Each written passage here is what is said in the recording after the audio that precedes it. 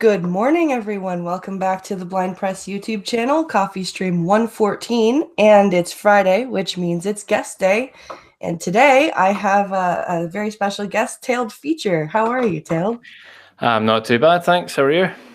I'm great. So what I do every Friday is I bring on a guest and we just shoot the shit.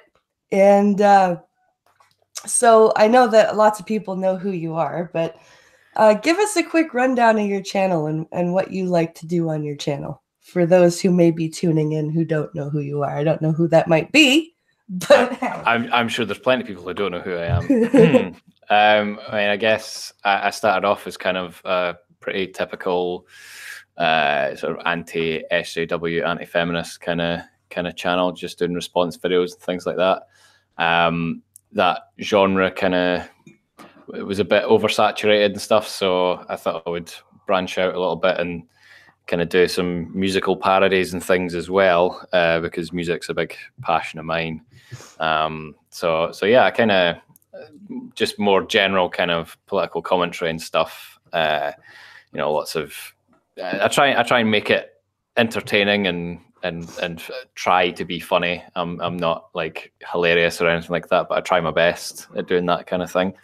And yeah, I never intended to sort of ham up being Scottish. For those of you who didn't guess, I'm Scottish. I didn't really intend to do that. In fact, I started off going, I'm not going to do that. I'm not going to do that. But that was one principle that I did kind of fall down on because people just kept doing it about me anyway. So I was like, fuck it, I as well join in, I guess.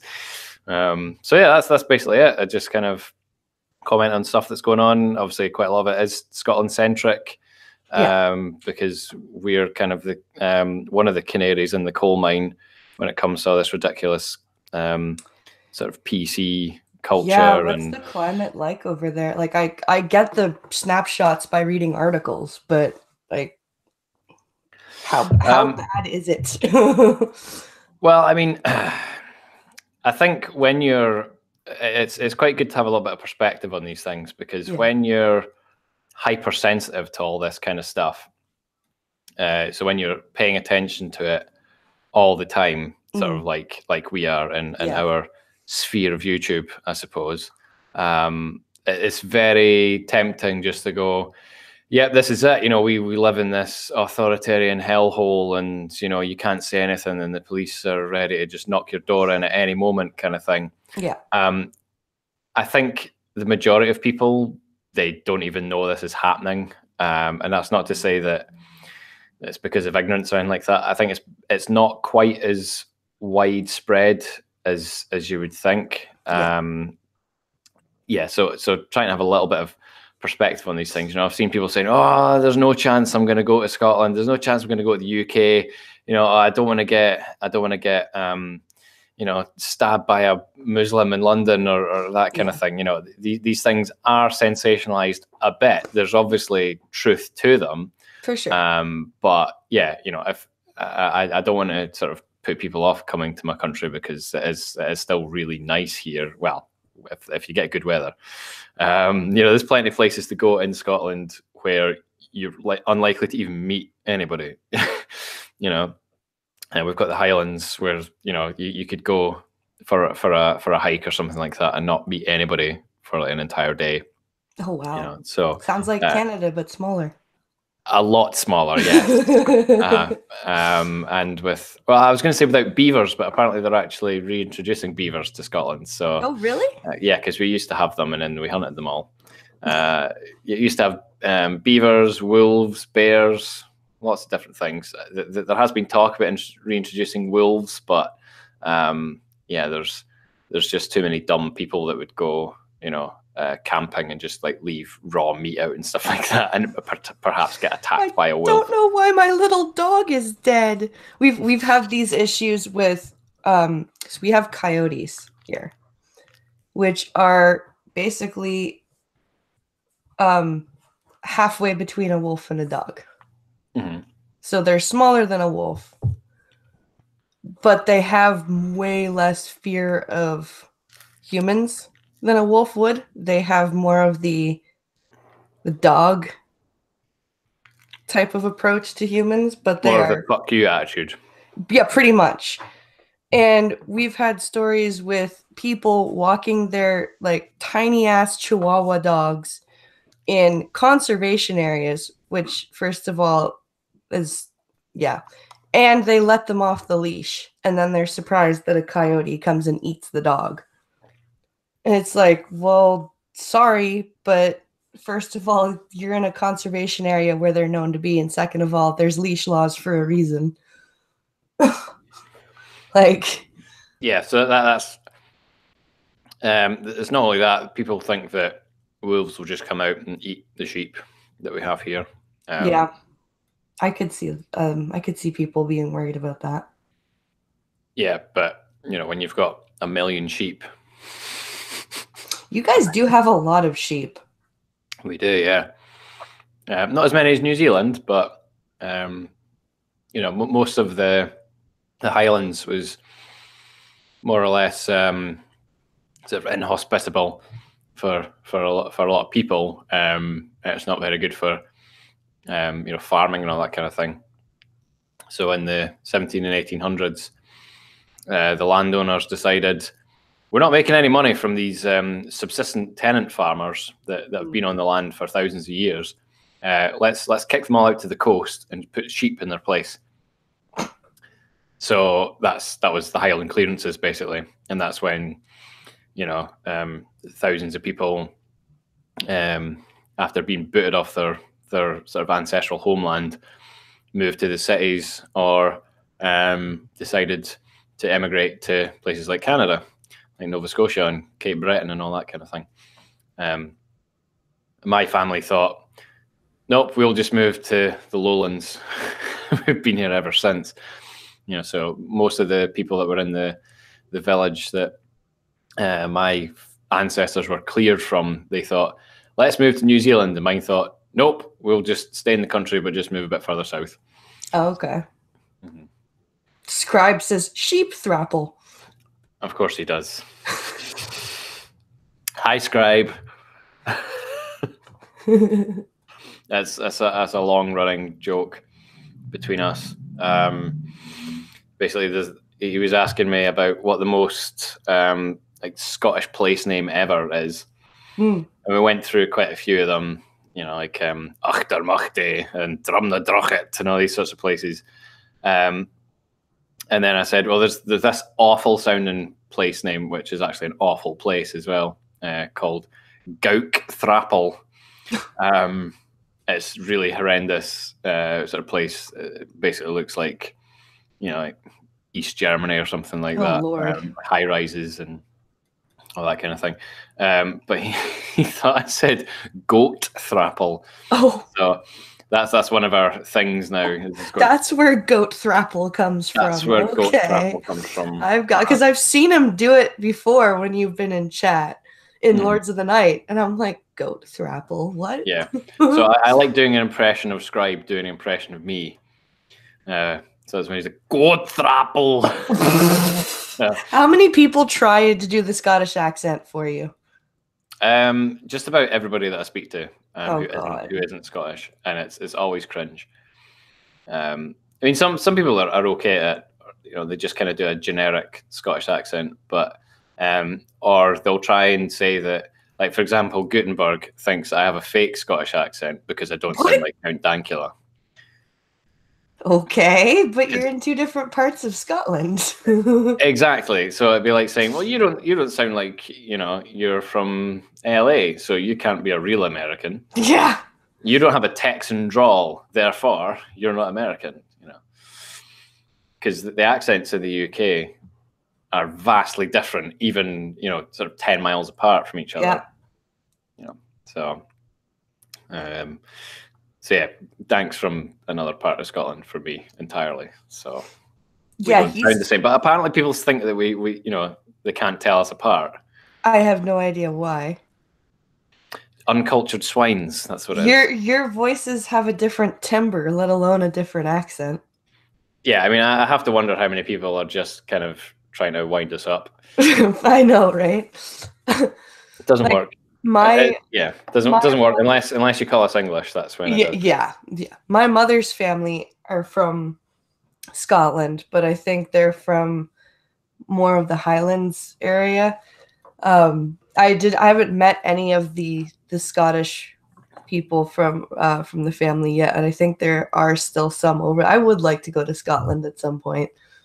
But my mom had an uncle Robert whose accent was so thick that they, when they were children, called him Uncle Robot because that's what it sounded like he was saying when he said Robert. Nice. Yes. Yeah, I mean, I do kind of use telephone voice online, just because, you know, if I don't think I'd be completely unintelligible if I spoke sort of how I would speak to my friends, but yeah. Yeah, because it's usually the people that say, "Oh, go and speak," you know, with your sort of thickest accent. So me and Dank were speaking to each other, and then people are like, "Oh, I understood every word that you said." So it's usually people that, you know, are actually vaguely aware of, you know, what Scottish accents are like and all that. Yeah. But yeah, it's just when I start talking Gaelic to them that they, yeah, that'll do it. Yeah, because it's quite funny because Dank's trying to learn Gaelic, but he's trying to learn from me, and I'm just learning myself. So okay. I was gonna say, did you like know it all your life, or are you self-taught? Well, I get lessons actually.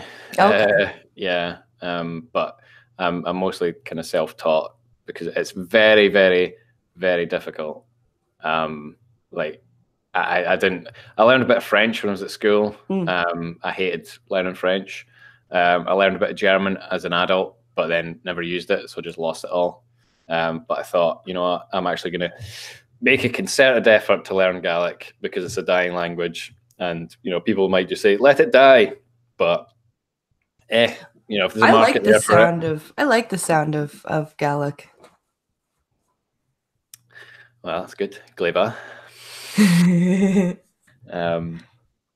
So yes, sorry, I'm kind of half looking at the chat at the same time, but I'm also drinking a cup of tea. So, but yeah, because Della Hayes in the chat said, "I tried avoiding my bad Scottish accent for you, Tailed. SDA thought I shouldn't."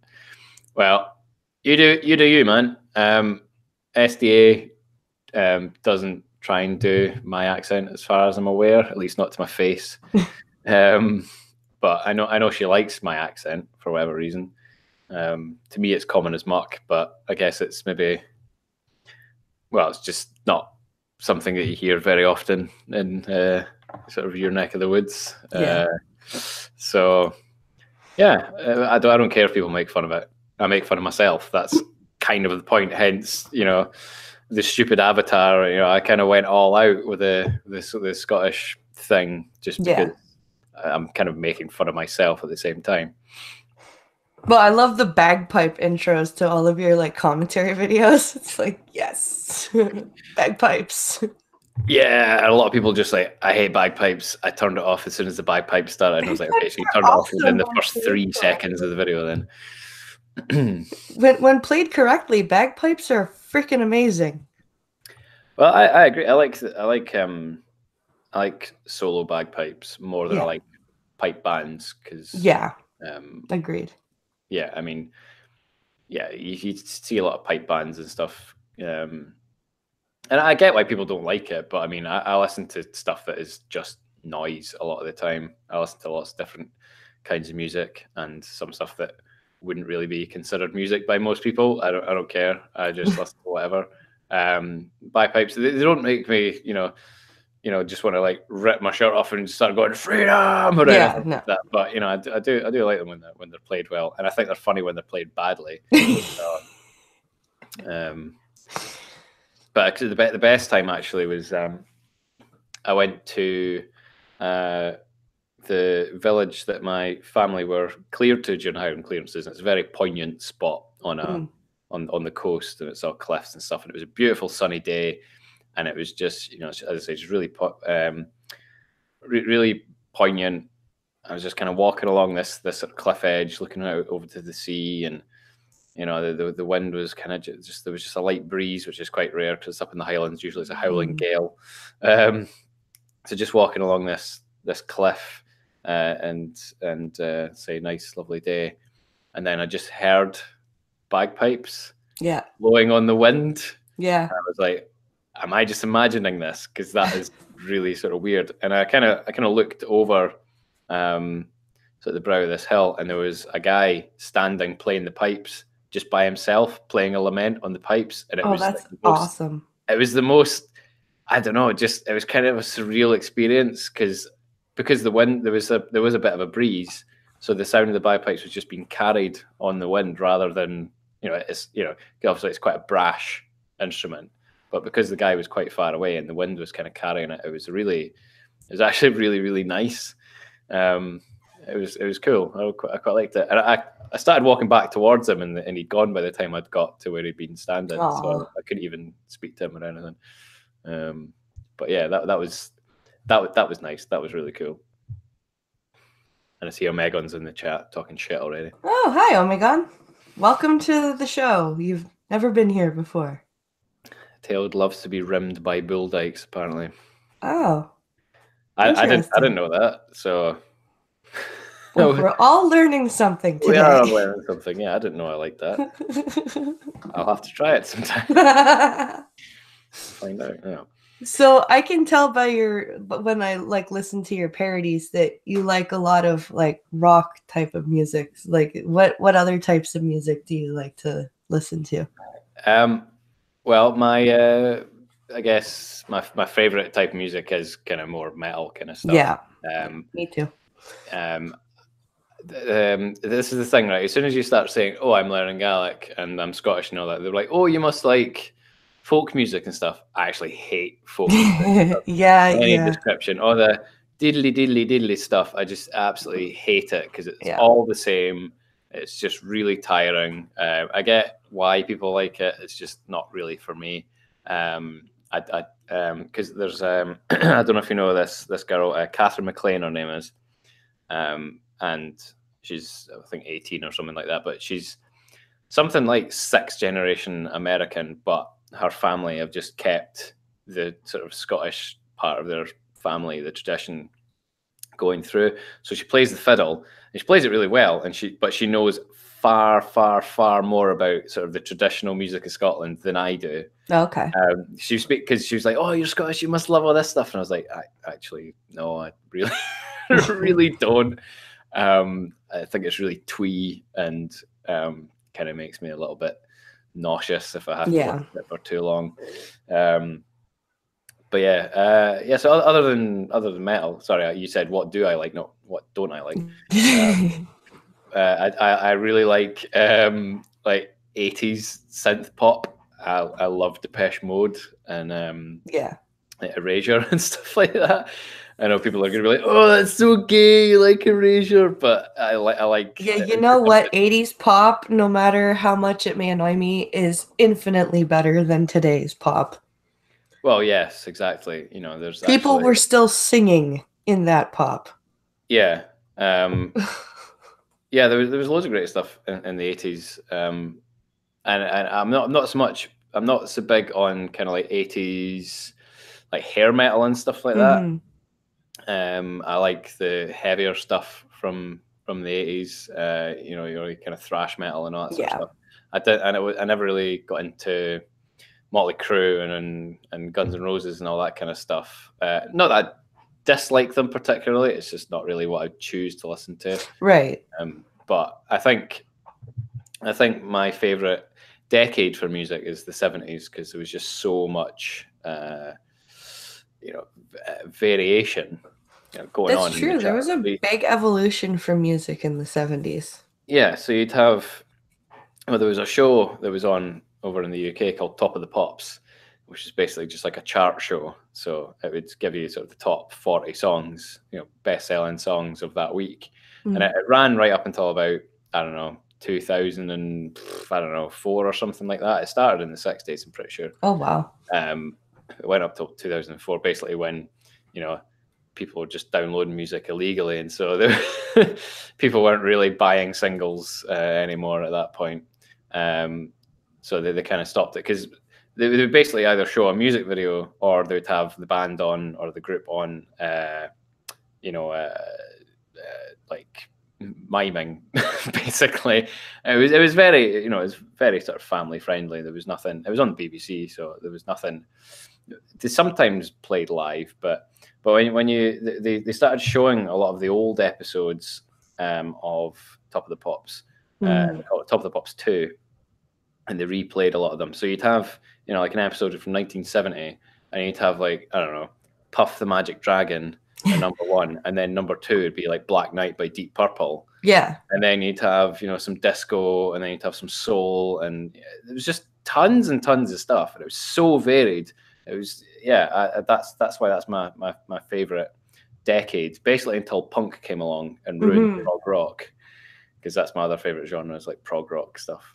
Yeah. Punk came along and kind of spoiled it all. Although, I say at the time, I wasn't alive. I was born in 1986, so I wasn't alive when punk first reared its head. But when I was younger, anyway, I had no time for a lot of punk music. I have more time for it now, but there's still a lot of kind of like American punk that sort of, from the, I don't know, 90s and 2000s. I just can't really get into, like, all your Green Days and Blink-182s and stuff. I know people in the chat are going, "Oh, they're not punk," right? I'm not a genre snob. I'm not gonna go down that route. But things like the Sex Pistols and all that, I never had any time for them. But now when I look back, I'm like, actually, they were pretty good at writing pop songs. They are essentially pop songs, but raucous. I didn't really think about that at the time. I just thought, "Oh, punk! Oh, that's a bit shit. I'm too used to listening to Emerson, Lake and Palmer." Yeah. So that's my other favorite genre, is like prog rock. Basically, I'll listen to anything if it's difficult to listen to, like if it's not nice to listen to. Yeah. I listen to a lot of nice things as well, but anything that's like hard on the ears, I'm like, yes, I like this. See, I'm one of those people who I like the angrier, sometimes sad stuff. Like, if you put on something that's super duper happy, I'm like, what the fuck is this crap? I don't want bubble gum. I want like, I want hard freaking, like, I'm a bit more into the newer metal, like the more the 90s stuff, but I'm only 3 years younger than you. So I grew up, my uncle, listening to, stuff like old Korn, like from the 90s, or Marilyn Manson from the 90s, or Metallica, or like, I don't like anything from Metallica past the Black Album, honestly. Fair enough. That was one of the most disappointing things in the world, was getting into Metallica round about, how old would I have been? Yeah, probably about 2000, 2001. And, having all this, having the first kind of 5 albums to listen to and go, "Oh, these are great." I didn't mind Load and Reload at the time. I mean, listening back to them, I'm not so fond on them, but I preferred more kind of melodic stuff when I first got into Metallica. I didn't really know any different. I think I probably heard Load and Reload before I heard Kill 'Em All, actually. Oh, okay. So I just kind of, I didn't really have any external influences, telling me, "No, this is shit." I just thought, this is Metallica, this is what it's like. But then being so excited for a new Metallica album to come out, and then it was St. Anger. Yeah. It was like, what is this? Because I remember watching, it was on MTV, they had a tribute concert to Metallica, and it was awful, because you had, like, no offense to you, because I know you just said you like them, but Korn doing One by Metallica. Yeah, I didn't like that. and Avril Lavigne doing Fuel or some shit like that, and it was horrendous. And then at the very end, it was, you know, Metallica came on and went, "Oh, we're going to do a few songs." So they did a couple of classic tunes, and then they said, "Oh, we're going to do a new song from the new album." And we were just, I remember sitting with my, you know, how old would I been then? So, you know, 17, 16, 17, something like that. Sitting with the guys in my band, because obviously we were so cool. We had a metal band while we were at school, and I was like, we were all like, yes, getting so hyped. And the credits started to roll just as they started playing the intro to Frantic, the first song on St. Anger. And because it wasn't the studio version, because it was live and it was just a snippet, we thought, this sounds cool. You know, because, you know, it starts off sort of not bad, sort of riff-wise, it's not bad, but and then it finished and we're like, oh my God, so hyped for the new album, oh my God. And then the album came out and we're like, what the fuck is this? It's just sounded so bad. It was such a disappointment, but I never really got into kind of all the new metal stuff that was around at the time. Not until I was a bit older, because the first band that I got into was Black Sabbath. Okay. They were the first band that I ever took any interest in, because in about 97, 98, I was just, you know, I was kind of just into what was on the radio, and not in a big way. I, you know, bought a few singles here and there on tape. Yeah. That kind of thing. And I was just like, you know, whatever. And then suddenly I heard this tape with Black Sabbath on it, and I didn't like it at first, but I'd also been brought up sort of listening to, you know, a little bit of Queen and stuff like that as well. Yeah. So I knew some kind of rock stuff. And then, yeah, once I got into Sabbath, I was like, oh, that's it. I'm going to have to start looking at all this stuff. So Sabbath, early Judas Priest. Yes. You know, that kind of stuff. UFO, Blue Oyster Cult, all these kind of more sort of classic rock bands. Early Rush, you know, and Emerson, Lake and Palmer, as I say, got into a bit of prog rock and all that sort of thing at the time. Whereas all my friends were like, "Oh, you should be listening to this Korn, or you should be listening to Disturbed, or you should be listening to System of Down," and all this kind of thing. And it was just too much of a jump from the kind of melodic stuff that I'd been used to suddenly go to someone that was all kind of like, you know, to me anyway, it was all just like rah, rah, rah, rah, rah kind of music. That's what I like about Disturbed, because David Draymond goes from screaming to singing quite often. And David Draymond's got a great voice. Yeah, he does. At the time, I didn't really appreciate it. I just thought, this is just shit, you know, because the Johnny Davis, though, is from Korn, is a screamer. Yeah. And like old Korn, like new Korn, I won't even bother with. But the album, I think it's, what the fuck is the album called? Pink Hollywood Issues. I think it is. It's the only one I could think of. Yeah. That album I really enjoyed. Or like, if you look at, what's the band? Like Green Day is a band that I used to like from, you know, the albums from like Dookie, Insomnia, and Nimrod. And even American Idiot was all right. But after that, it's just, they just went to shit. They really did. I really enjoy, I like Black Sabbath. Now, did you like Ozzy Sabbath or Dio Sabbath better?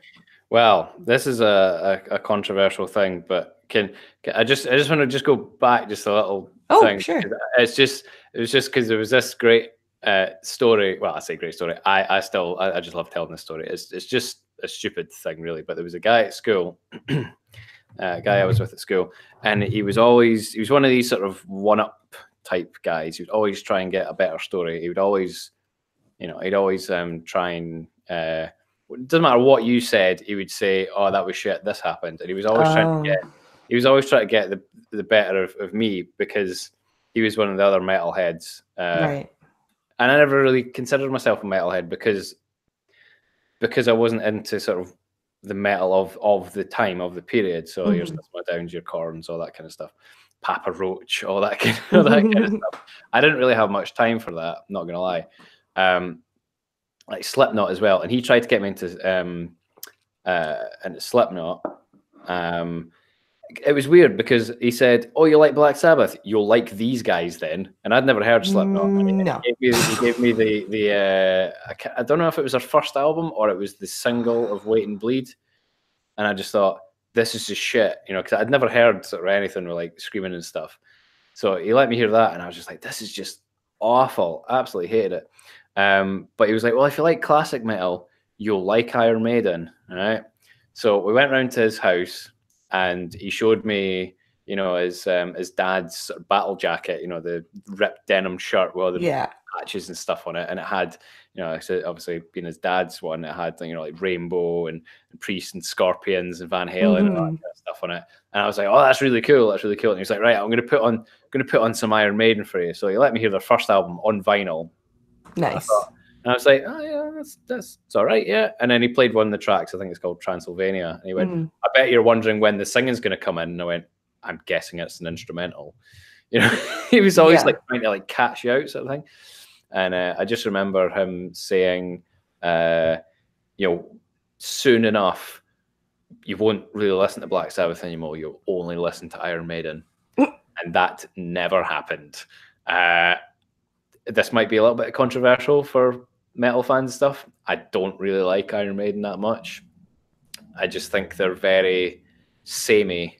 I really like the first two albums. I don't like Bruce Dickinson's voice very much. And yeah, it just gets a little bit boring to me. Same with bands like AC/DC. But it was just the fact that this guy was just such a cock at school, and he was just like, yeah, you're gonna be into Iron Maiden more than you're gonna be into Black Sabbath. And I was like, I hate people like that. Yeah, because the more that someone tells me you must listen to this, you must watch this, the more that I put my defenses up. If someone just goes, hey man, you might want to check this out, you might like it, I'll happily do it. But as soon as someone says, this is way better than anything you listen to, I'm just like, well, you know, you're just a dick. So I'm not gonna put myself out there and listen to it.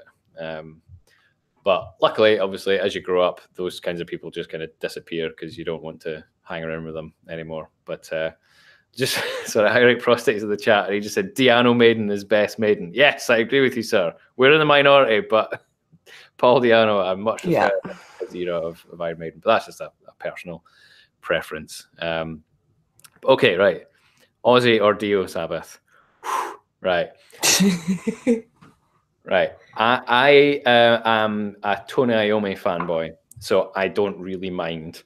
I think Dio did some stuff with Sabbath that was better than some of the Ozzy stuff. I think the first 6 Sabbath albums are pretty much untouchable. Yeah. There's not really a bad track. Well, there are, but no. Generally speaking, they are just great. The last 2 that Ozzy did with the band, not so great. Lots of reasons why.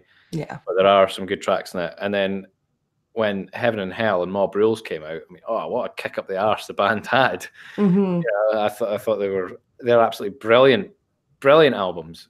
You know, from start to finish, both those albums I think are absolutely fantastic. So it really just depends on who I'm listening to at the time. I mean, Dio obviously had a better voice. Ozzy had a bit more, you know, character to his voice. It really suited the kind of the doomy kind of stuff that they did in the days.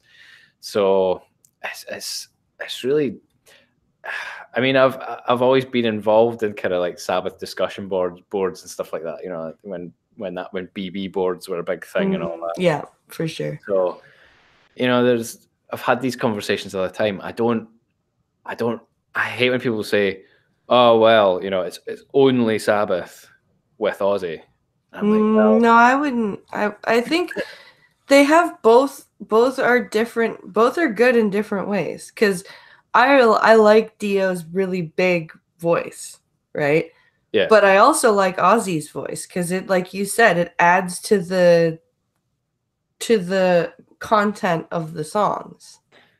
Yeah, because like, I mean, he had a wailing kind of voice. Yeah. There's no that could have sang the song Black Sabbath. It's a spooky song, Mm-hmm.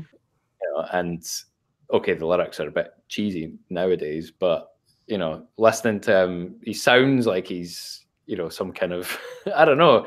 There's just there's an ethereal kind of eeriness to his voice, especially back in the day.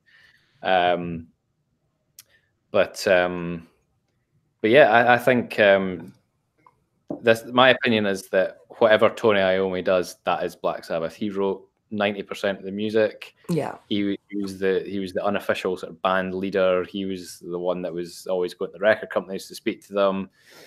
He made, he called all the shots, for better or for worse. So I don't really care who's singing, to be fair. Yeah.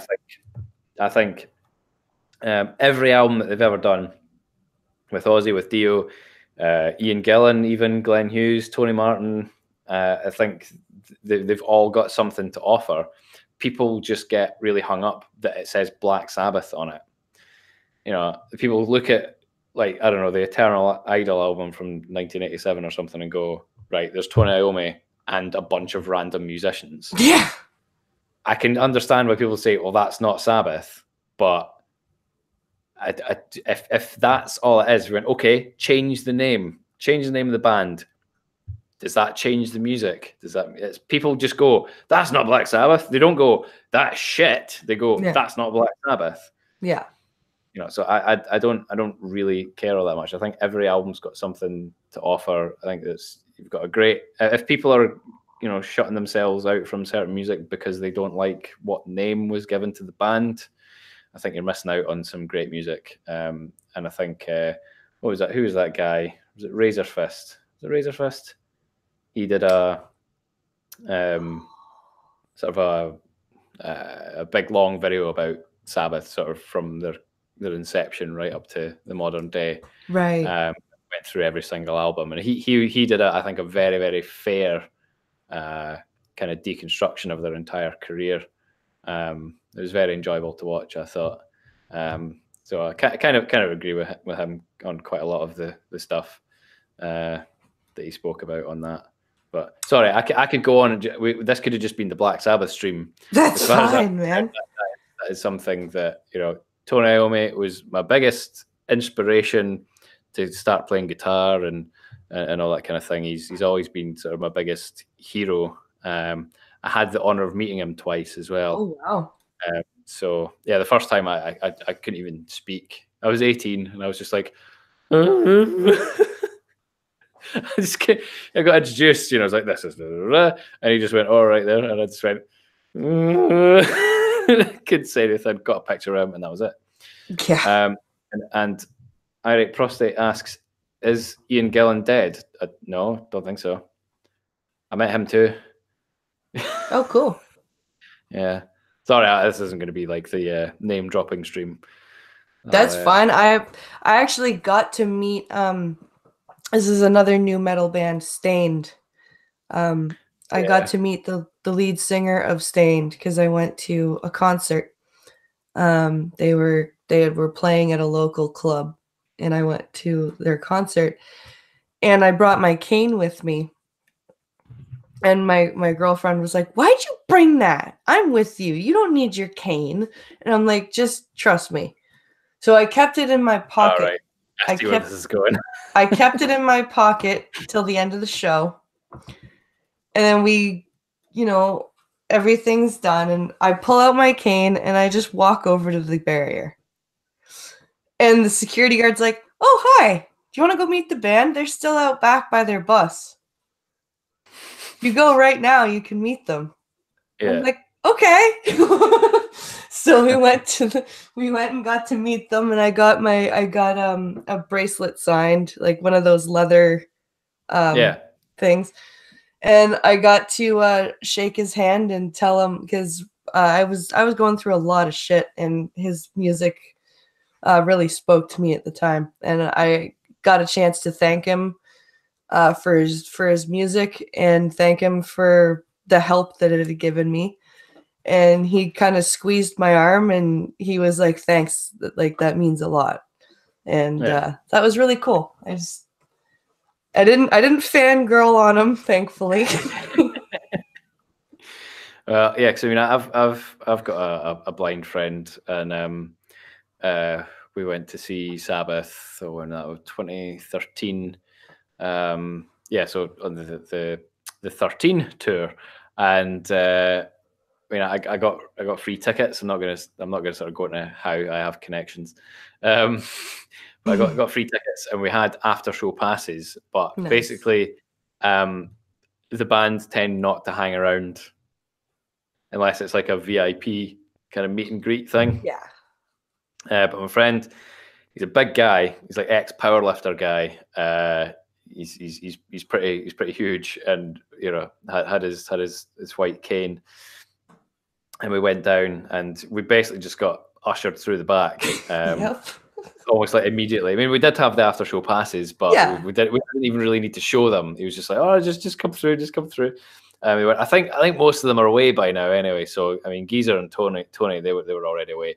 And then at that point, Ozzy just comes shuffling past us, but there was like security guys stopping us from like going up to him, and Ozzy just kind of shuffled past, and my friend just went, "Ozzy!" like that, and Ozzy just went, "Good night, guys," and they just like walked off. And we were just like, "Any chance we get a picture of them in the scooter?" We're just like, no. But yeah, that was cool. That was quite useful. If we'd been a bit, obviously, if he hadn't been blind, we would have got to the stage quicker. Yeah. But if he hadn't been blind, then we wouldn't have got ushered through the back quite so quickly. So yeah, exactly. Swings, roundabouts, and all that. It helps. That's how I got into the Simpsons movie for my birthday. So it was my 18th birthday, and the Simpsons opened on that day. And Pinkalo and I went to the theater, and they're like, "Oh, the ticket, it's sold out." And Pinkalo was like, "Really? You don't have 2 tickets just somewhere up in the side somewhere for the blind girl and her guide on her 18th birthday?" And they're like, "Yeah, I think we can squeeze you in." Yes, very helpful. Yes, I think one of the best stories about me and the blind guy was the blind guy.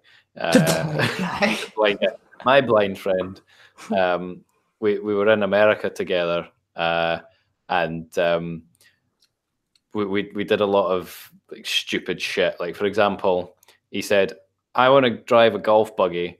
I was like, "But you can't see." He was like, "You just tell me which way to steer."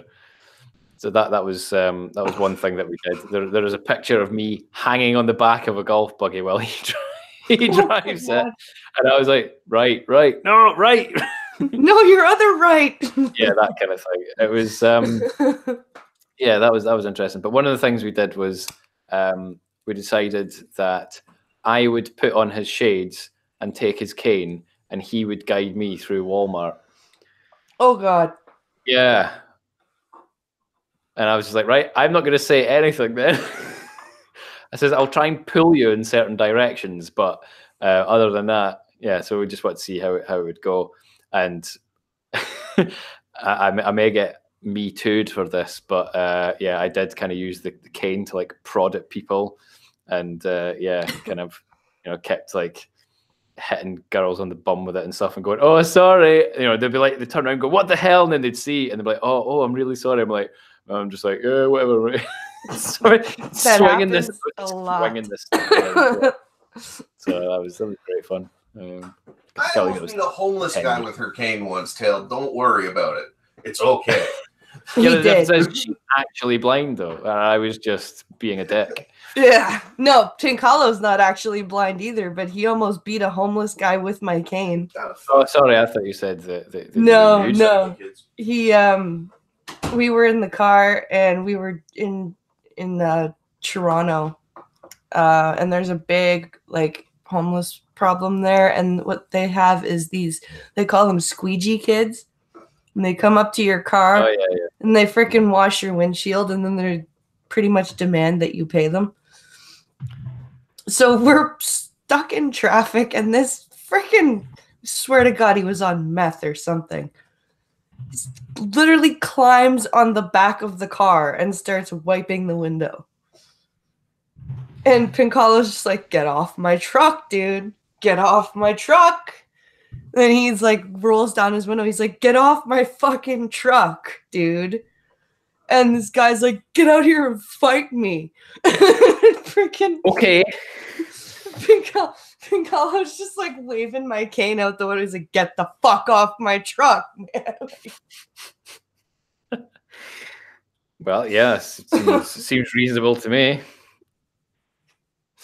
It was ridiculous. Like, get out here and fight me. Get out here and say that. Okay. And then the light turned green. And then the light turned green and we drove away. I'm not getting arrested in front of the cop shop. No.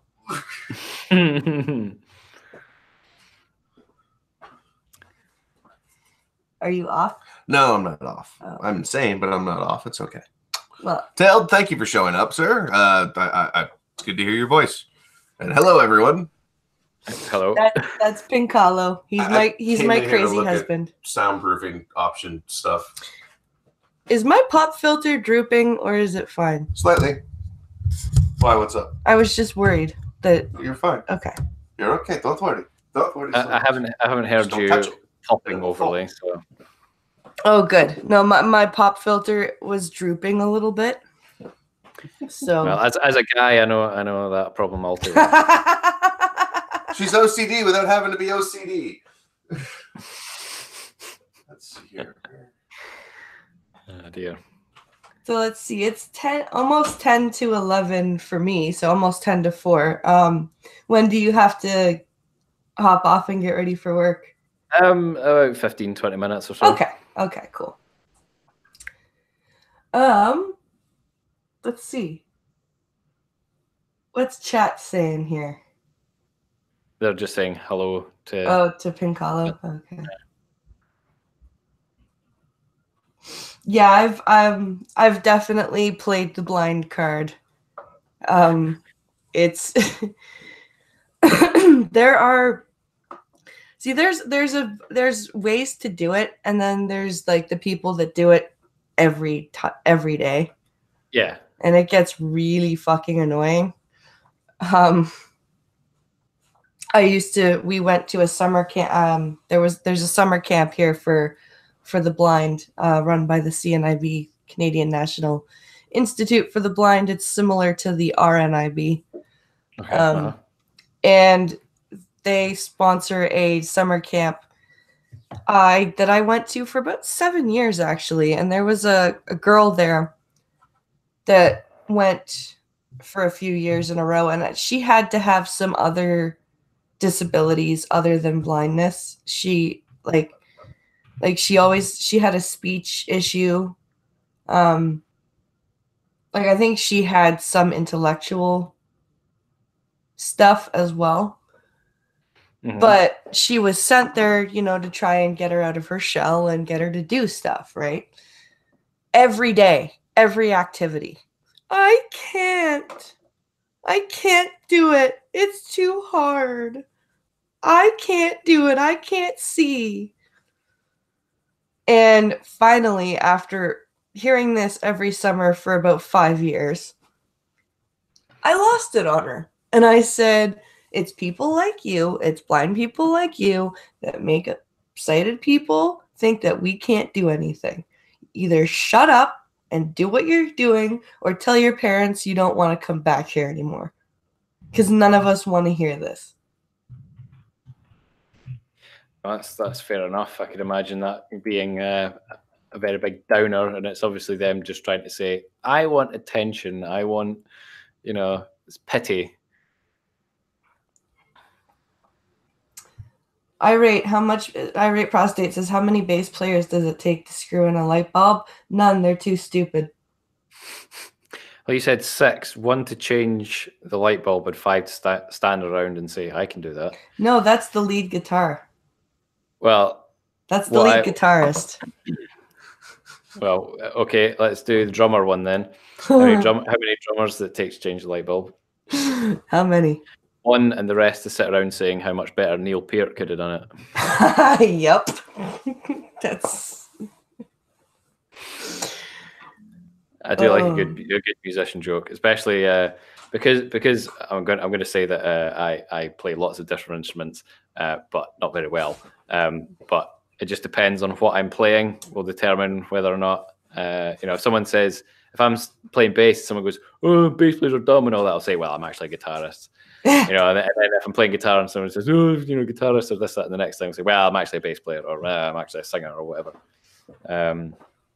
But I think a few of my favorite musician jokes, I just put one of them in the chat. I never actually did the answer yet, but I'll just do it on here instead. You could you could put this in for any instrument really, but how do you get a bass player to stop playing? You put sheet music in front of him. That's always one. Then how do you know there's a singer at the door? How's that? There's two answers to this one. A, you can't find the key, and B, he doesn't know when to come in. Oh God, that's awesome. Or how do you know there's a drummer at the door? How's that? The knocking speeds up. Or slows down, depending on. There's loads of different ones like that. But I think my favorite one was there was a band practice going on, and the bass player gets up and just punches the guitarist in the face, and the singer's like, "What the fuck, man? What did you do that for?" And the bass player says, "Oh, the guitarist detuned one of my strings." And the singer goes, "Well, why don't you just tune it back up then?" "Well, he won't tell me which one it is." The bass players can't tell when they're out of tune, essentially. No. Yes. So, or how do you know that the stage is level? How's that? If there's drool coming out of both sides of the drummer's mouth. I could go on, but I won't. I'll have to save them for other times. Someone in the chat asked, don't all Scots play the bagpipes? Well, evidently not. I've never even had a shot on bagpipes. So I'd love to give it a go, but apparently it's really hard. What's that opinion on first drop D? Opinion on the first drop D. The first drop D? The first drop D. I know what drop D is, but I don't know what the first one is. First drop D. I mean, maybe he's asking me who did it first. Maybe. I don't know. Let's see if he clarifies. Then I might actually have a better idea of how to answer. I mean, one of the earliest examples of drop D. Who did it first? Right. Okay. Who did drop D first? I don't know who did it first. I don't know either. I mean, what was that? Who was the guy in the? There was a guy in the 50s who he detuned his guitar. What was his name? He was this rock and roll player, and he did it, long before. The only 50s rock player I can think of is Chuck Berry. I know, sad, but.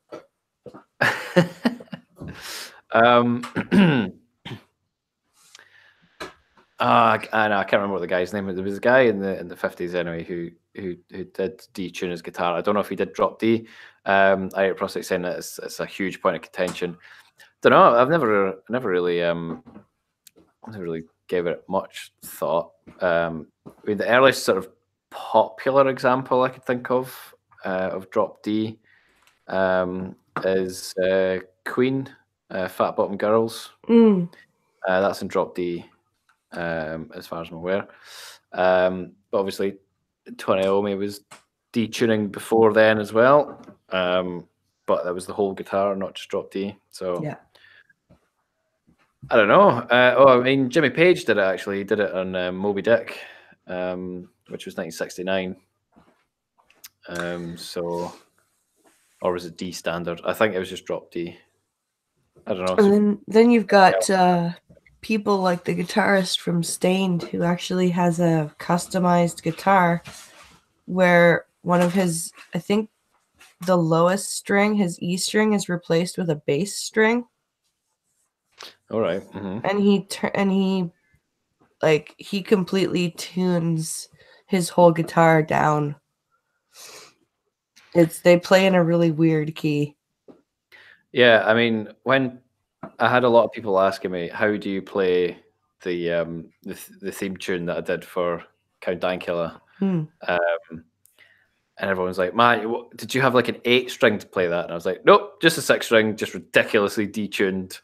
The bottom string was flapping about like a bit of spaghetti. So I actually had to, that's why I made a video of me how to play it. Okay. So yeah, because it's in C sharp standard, so that's a minor third lower than standard tuning. So C sharp standard, but then the 6th string you drop that to F sharp, so it's just like wow. Yeah, so I mean, when I've actually recorded it, I just had to like touch the string basically, because if you played it too much, it would just go wildly out of tune. Yeah, and then someone emailed me saying, right, okay, I can play it on guitar now. How do you play it on bass? Surely you detune that to F sharp. And I was like, no, I didn't. I played it in a different key and then I pitch shifted it. So technically it's in F sharp, but I just didn't physically play it in that key. And he was like, you cheating bastard. Because yeah, the bass, if you listen to the bass on its own, like sort of on the extended version of the song, there's pretty much no pitch to it. It's that low. Wow. But I don't care. I like it. I like it low and heavy. You heard it here first. That could be taken in so many ways. Exactly. I like to leave things ambiguous for people to crop out later on. I'm not helping myself, to be fair. My office is being soundproof proofed as we speak. Trying to. Why is the audio changing? Yeah, it actually is. Are people noticing? No, I am. Okay. I don't echo anymore. Questions. Man, you better save some of these questions for when we stream together, buddy. I just want to see. I just got a couple chunks slid off of this thing. It's not bad. I mean, what, 96 inches for 96 by just under 2 feet, just over 2 feet for $35, $32. You did an interview with Irate Prostate, right? Who? Tailed Feature. Yes. Wait, what? You did an ice cream interview with Irate Prostate, right? Did I? I think you did. Have you done one yet?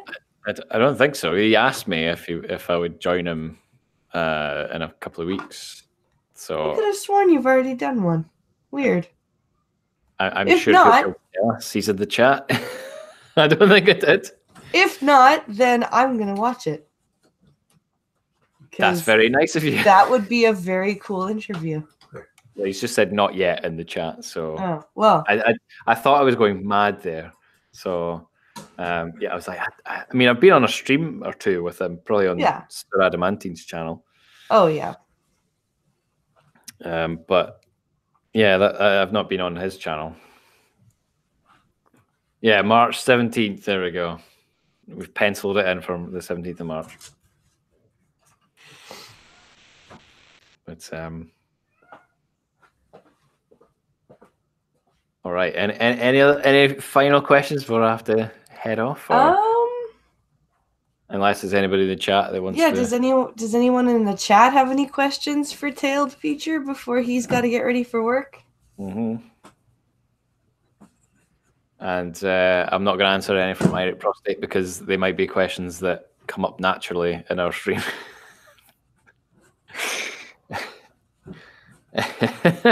It's a bit cheeky though. It's like, nope, I'm not answering your questions. Unless it's something like unrelated to music, I guess. Zombie Teddy says to both of us, if you've heard of them, your opinions on the band called Living End. I have not heard of them. I have not heard of them either, but send me links. What is an ice cream interview? I don't know. Is that just what Irate Prostate calls his interviews? Yes, it's on Sundays, Blind Girl, he Irate Prostate on his channel does interviews called the Ice Cream Interviews. And they are very, very good. It's like a normal interview, but there's ice cream involved. Well, he kept that quiet. Sake. I want some ice cream. I want some ice cream too. I can't remember the last time I had ice cream. But not fucking vanilla. Not Nestle vanilla. My damn kid begged for vanilla ice cream, so he got vanilla ice cream, and I hate vanilla ice cream. It's very disappointing. Pumpkin Trucker says we started off calling Tail Feature an Englishman whose pug hailed Stalin, then mashed in Tommy Robinson. What? When did that happen? I'm confused. Is it the tam or skirt that gives you the accent? The tam? I mean, is he talking about the tammy, the hat? That's another weird question. It is a bit of a weird question, yeah. Well, I'm wearing neither at the moment, and I still have the accent, so. Can you say fucking moo? Right. Well, I suppose we could maybe finish on the fucking moo story for those of you who don't know. Oh yes, let's do that. Because I don't know. Are you aware of that's my greeting? Are you aware of that? I am not. Right. Okay. So obviously Scribe has his thing where wherever I appear, he'll say "God Thrapple" or whatever. But I usually just join a chat and go fucking moo. Nice. And I did tell the story, I think probably on my first YouTube anniversary stream. But so the story goes, I don't really know why I started doing it in chats. I don't really know, but it's just become tradition. And then people join in and start saying fucking moo. But I think if they knew where it came from, they might not. Mm-hmm. But basically, I had been on a date with a girl, and she came back to my place, and she was into like martial arts and stuff. She was black belt in karate. And I'm just a skinny freak with no kind of self-defense skills at all. Yeah. But she was just like, can we play fight? So we did. And at one point she accidentally threw me off the bed. Oh wow. So I landed on the floor, but kind of like a cat. I landed the right way up. So I had so I was on my hands and knees on the floor. So she jumped off the bed and then was on her knees and like waiting for me to do something. So I just crawled towards her really quickly, headbutted her in the chest, going, fucking moo! For whatever reason. That is amazingly fun. And and then we fucked. So it was all good.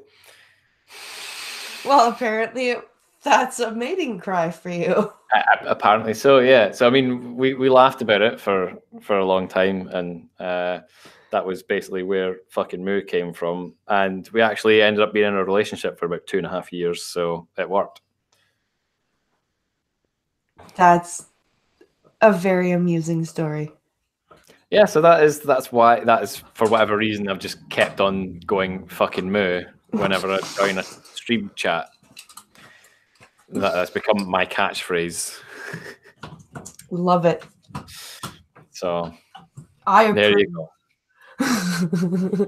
I hope you all feel enlightened. Oh man. Well, I guess I should let you get ready for work. Yeah, as much as I would like to stay, I should probably go and sort my shit out. Yeah. Well, thank you for coming. It was a lot of fun. Everybody go check out Tailed Features channel if you haven't already. I've put the link in the description of the stream.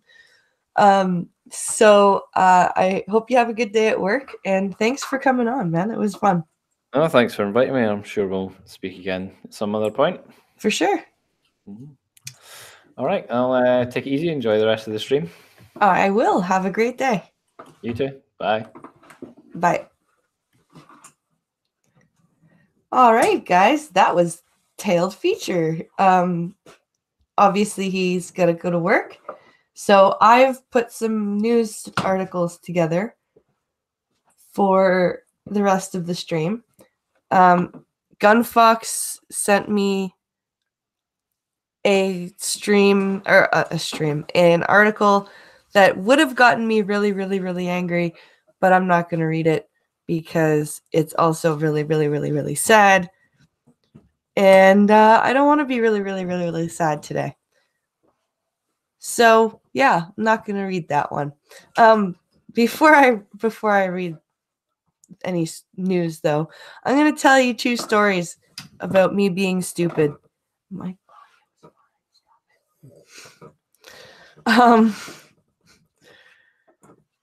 So yesterday afternoon, I went on an orientation lesson, and my door's got 2 locks. It's got a deadbolt and a doorknob lock. And I locked the doorknob lock and swore to God I brought my key with me and just shut the door and went on my lesson. Came home and found out I didn't have my key with me, as you might have seen if you follow me on Twitter. So I got to stand outside in the snow for almost an hour, maybe 45 minutes, until my mother could come and take me back to her place with Alex. And on top of that, my phone died just after I put the tweet out. Pincalo tried to call me, and I answered my phone, and my phone fucking died. So that was a fun adventure. And then this morning, I knocked a nearly full bottle of olive oil out of my pantry, and it was a glass bottle. So I'm sure you could figure out what happened. So I had to clean up oil and broken glass this morning while keeping a keeping a toddler or 4-year-old out of the kitchen so he wouldn't step on the glass. So, yeah. Go me. Olive oil kinky, says Pumpkin Trucker. Okay. Sounds great, says Irate Prostate. Yay!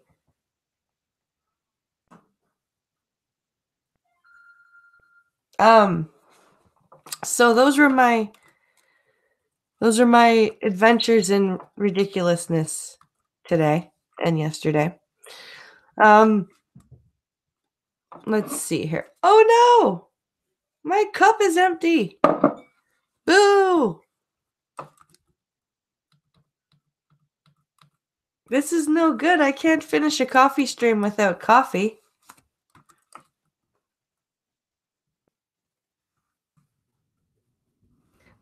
Here, you know what we're gonna do? We're gonna do what we did yesterday.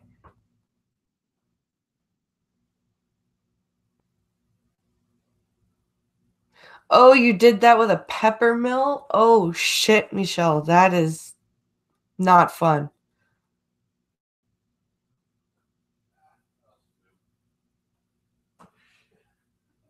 No, I did not. Blind girl. Good grief, what a shit start to the day, says Prospero. Yeah. Accidents happen, says Zombie Teddy. They do.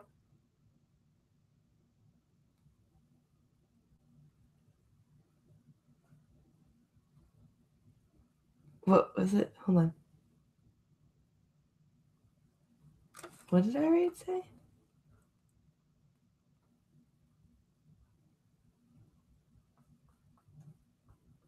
Oh, okay. He's talking to Prospero.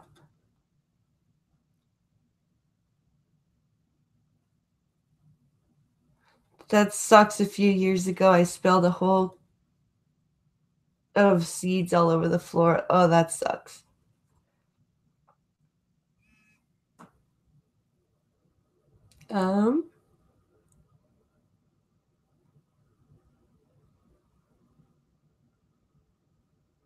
That's horrid for the sighted, much less the blind. Yeah. Oh, pepper seeds. Oh, okay. Pepper seeds all over the floor. Not fun. So, what I'm going to do is go on the shit mic, go get a coffee, because Pincalo's got to go. He's on the phone right now with his broker, so I can't ask him to, I cannot, what's it called? I cannot ask him to sit and talk to you. So what's going to happen is I'm going to go on my shitty Bluetooth headset, go get my coffee, and while I'm doing that, I'm going to talk to you guys about an interesting headline that I read. I didn't read the whole article, but it got me thinking. So, mute.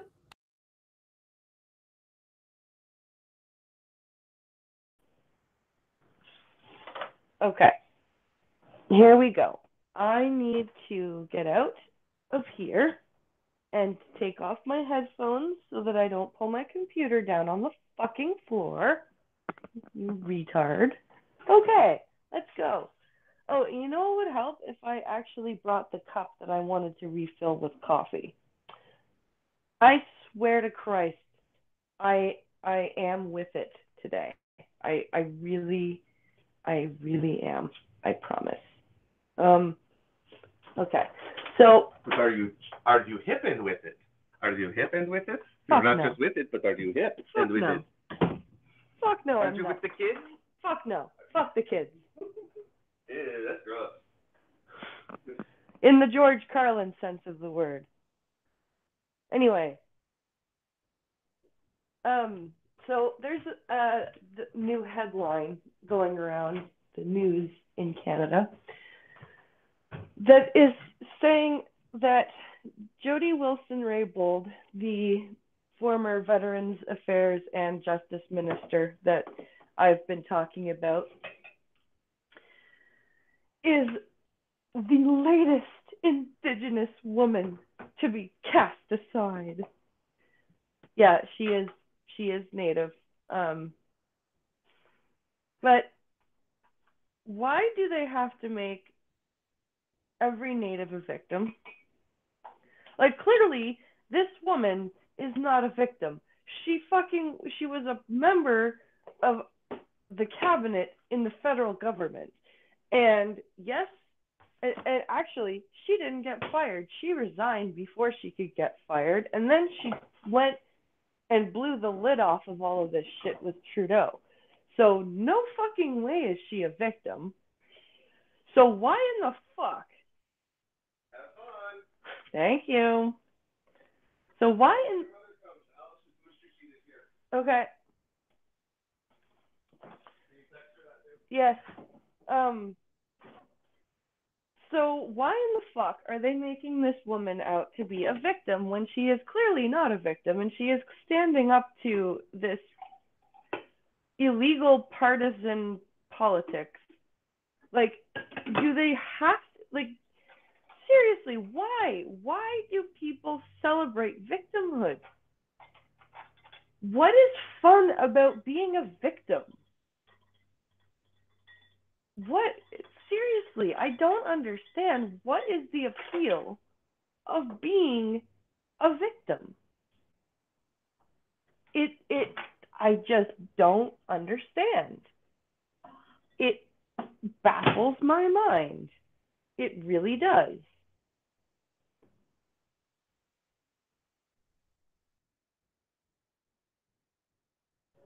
Sorry, I had to push buttons on the microwave and with this Bluetooth headset, it would sound awful.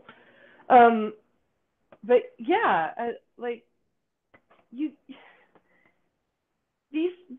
people are just so obsessed with victimhood that they have to put people who are clearly not victims in a position of victimhood.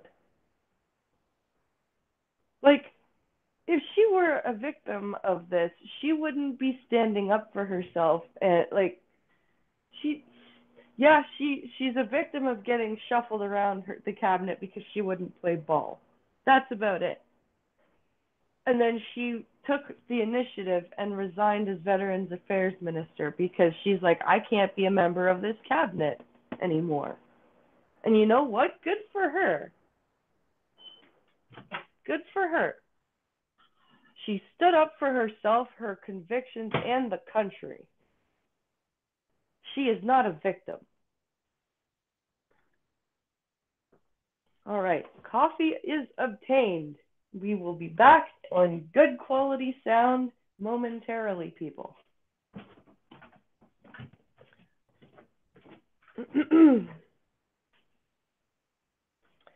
And then we can get into the news.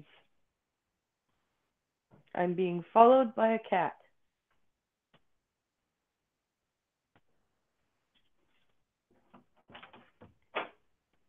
Okay.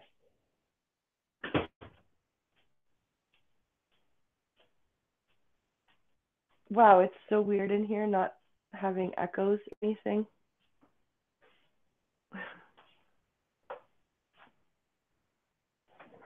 All right. That down. Put that down. Put those on. Unmute. Exit call. There we go. Back to palatable sound. Thank God. Okay. Live. Okay. Now, thank you for bearing with me, people.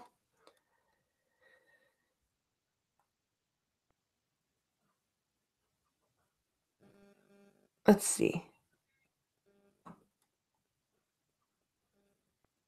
Facts don't matter anymore, says Michelle. Yep.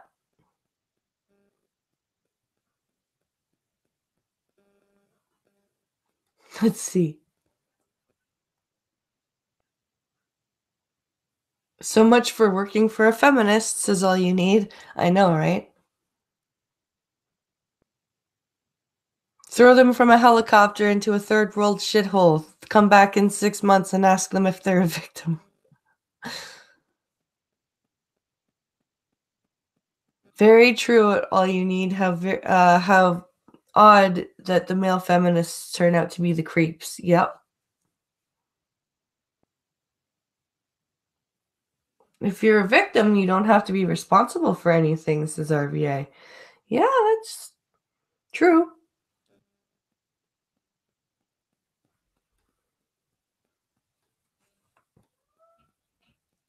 Let's see.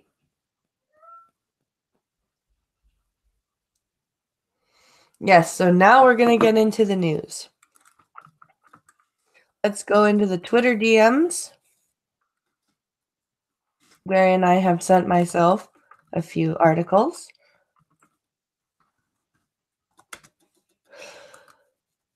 All right.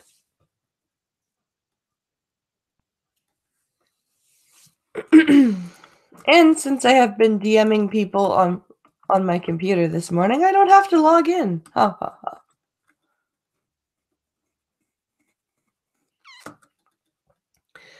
Now,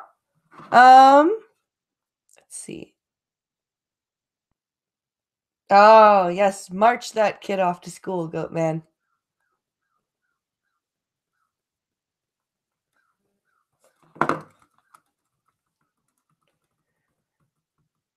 All right. Let's get into this here.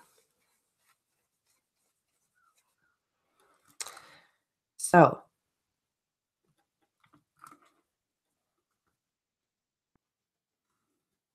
FBI seizes thousands of artifacts and human bones claiming that are thought to be from Native Americans in Indiana. This is from Fox News.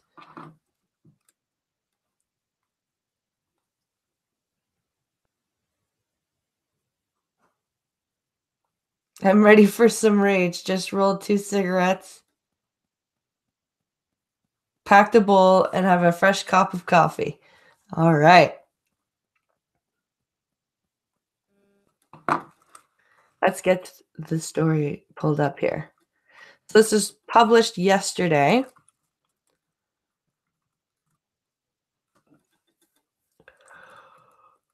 By Kathleen Joyce, apparently.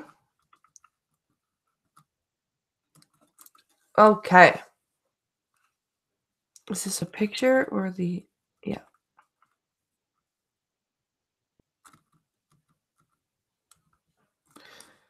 All right. Here we go. Link. FBI is searching for the rightful owners of thousands of artifacts and a rightful resting place for thousands of human bones after the massive elite link. Is searching for the rightful owners of thousands of artifacts and a rightful resting place for thousands of human bones after the massive illegal stockpile was seized from the home of a link scientist. You are currently on who worked on the first atomic bomb.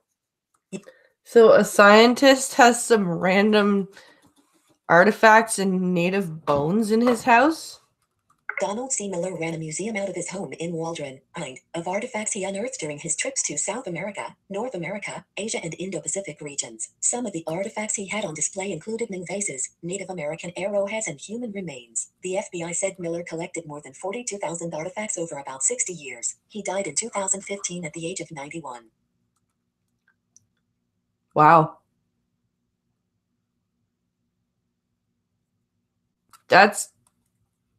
That's crazy. Donald C. Miller amassed more than 42,000 artifacts over a period of 60 years, the FBI said. Image. Donald link. In our close icon 1 advert, Miller was a renowned scientist who helped build the first atomic bomb and opened his home to those who wanted to come see the artifacts, the FBI said. He mostly kept hidden hundreds of human remains, the Bureau said.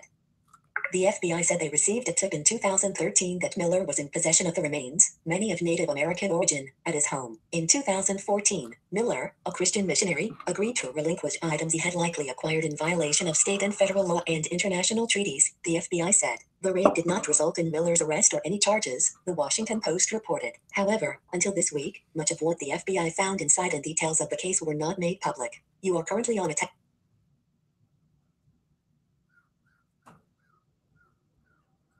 But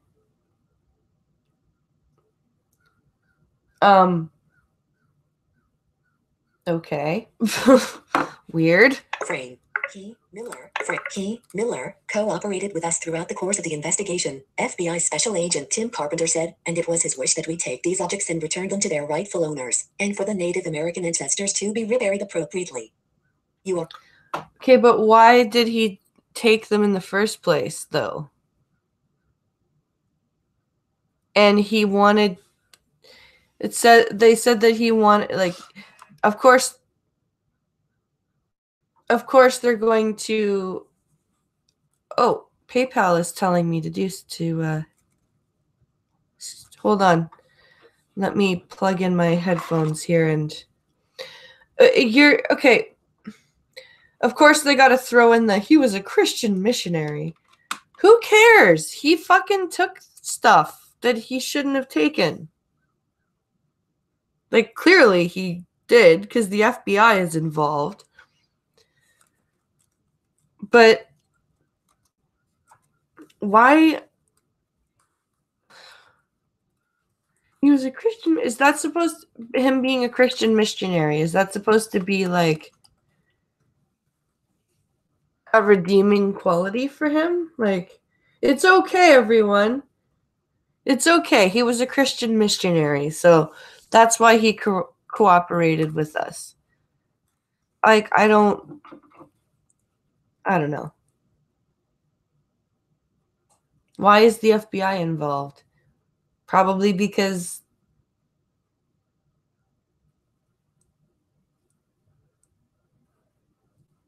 breakfast date with your woman, Seamus. That's awesome.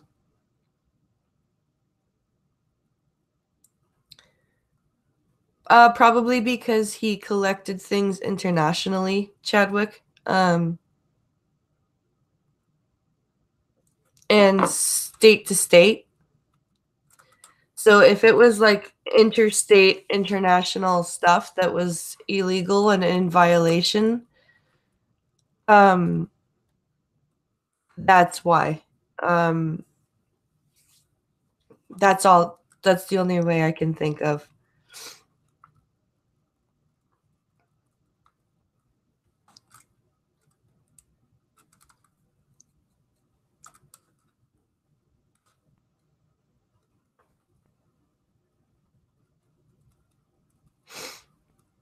Let's see.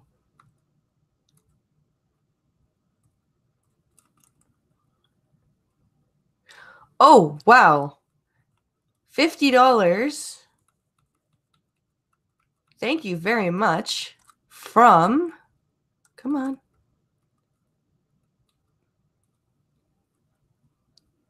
From Pumpkin Trucker.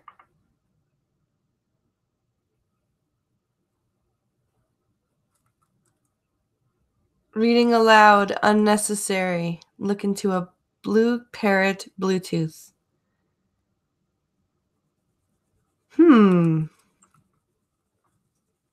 Thank you. Oh, and Omegon subscribed. Wow. All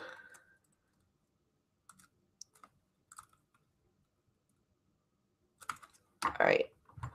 Let's go back to the screen reader here. In 2014, the FBI was able to seize 7,000 items. Carpenter called the recovery operation complex. You are the artifacts discovered by the FBI. Image. We are not treating this material as simply evidence, he said. These objects are historically, culturally, and spiritually important, and you have to take that into consideration. The FBI noted Miller did not keep records of the artifacts, making it difficult for the FBI to return them to their rightful owners. What kind of scientist doesn't keep records of what he's collected? Yeah, he did.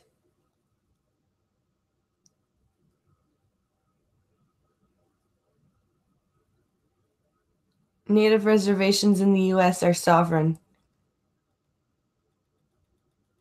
That's a nice way of saying he was naive. Ah.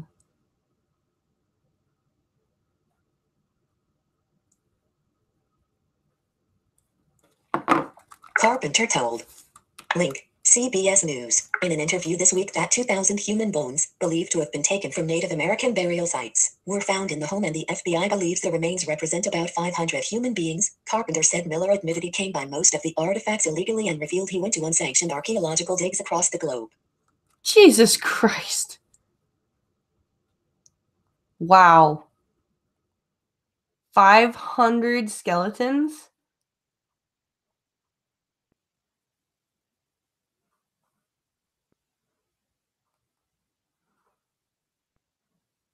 The kind who doesn't want to give them back. Yes, all you need. Exactly. That's why he's cooperating. He doesn't have records. He's like, sure, have my shit. Good luck sorting it all.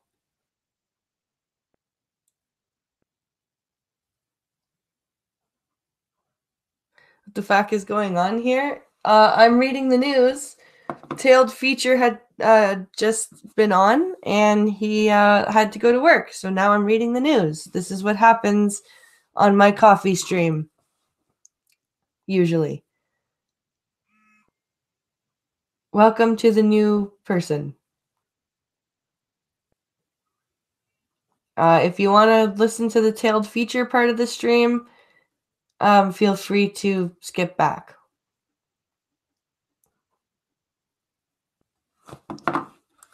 Link. The FBI said they were working with Native American tribes to return the remains back to their proper burial ground. Carpenter said returning the remains was the most important part of the mission. The FBI is hoping to return the artifacts to their rightful owners. Image. Oh, pictures. Okay.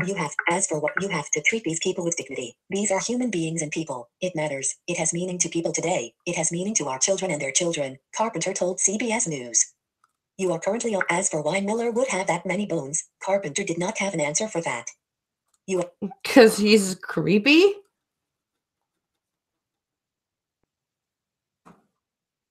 That's why he's a creepy fucker who likes bones. He's a bone collector. Ooh. I don't know. I truly don't know, Carpenter said.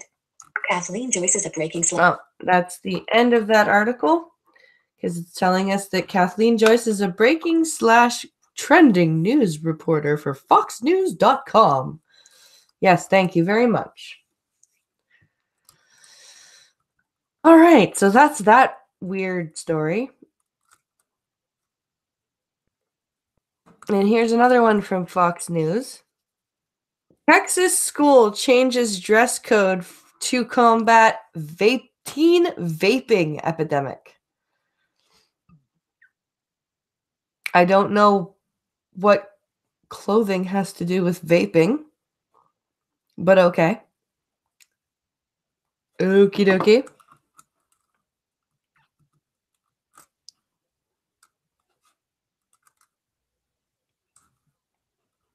This is written by Alexandra Diebler from Fox News.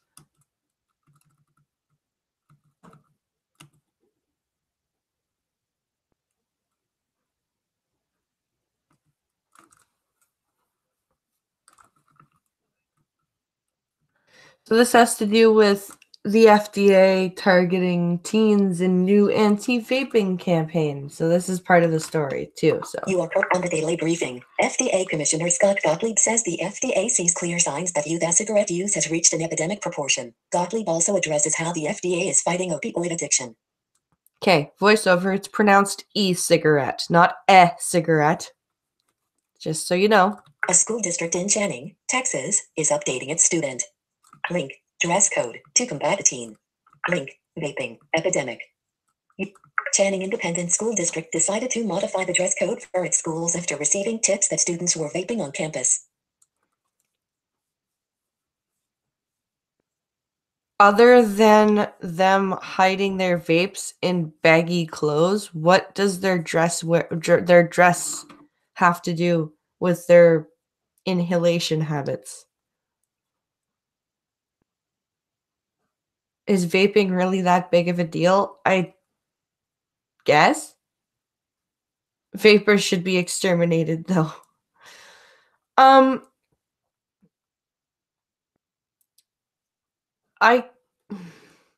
can understand people vaping, like, if they want to stop smoking cigarettes.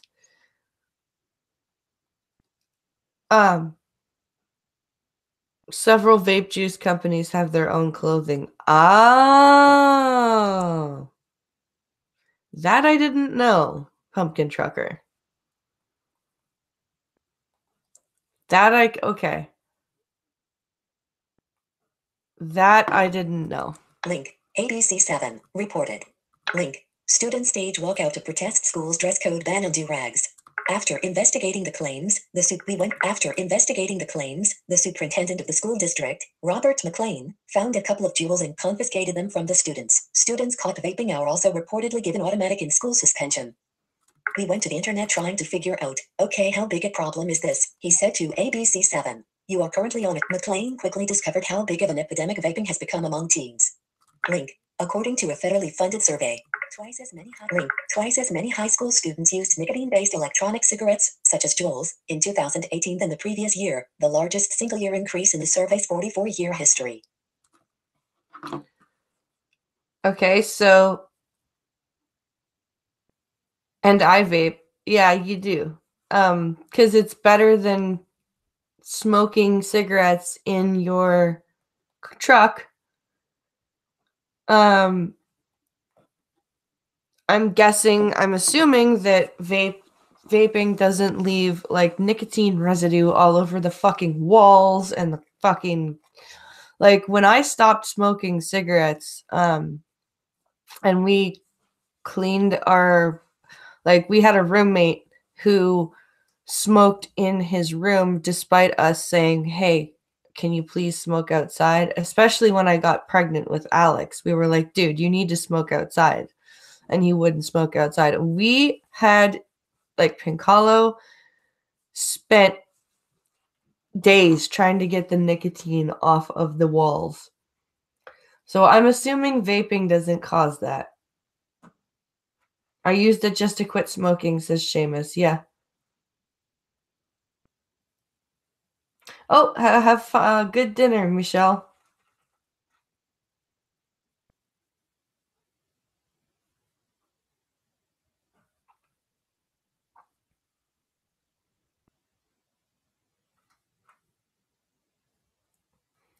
So. Link. Follow US on Facebook.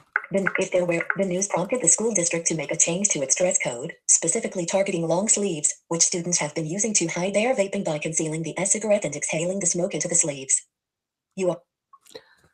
So they're not banning clothing advertising juice or vape juice. They're banning long sleeves so that people can't hide e-cigarettes. Yeah, because no one's going to roll up their t-shirt sleeves with their e-cigarette. Like, the more you do this, the more you're going to give teenagers a way to sneak around and do stuff, or just start buying cigarettes again.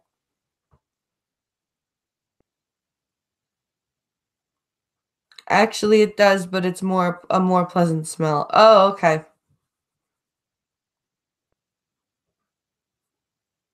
I gotcha.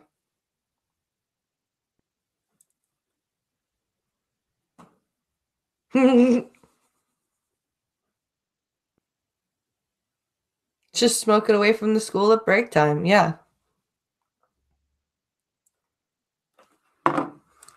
If they're wearing long sleeves of any sort, they got to pull them up or roll them up basically 2 or 3 inches above the wrist, said McLean. When they put their hands to their face, we know it's not going on. You are fucking retards. You don't think they'll hide a fucking e-cigarette in the roll of that shirt?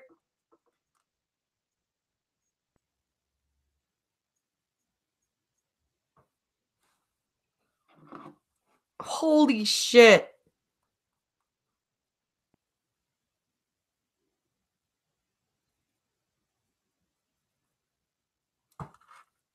In all seriousness, vaping is a bit cringy with the compilations on YouTube, but it's a bit healthier, so I don't see the problem. Yeah. I mean, ideally, you don't really want kids smoking or vaping or whatever, but if they're gonna do it, they're gonna do it. And, like, that's like, so when I was in high school, our school had a smoke pit because our administration and our teachers knew that they're just going to smoke anyways. So let's give them a designated spot where they can smoke.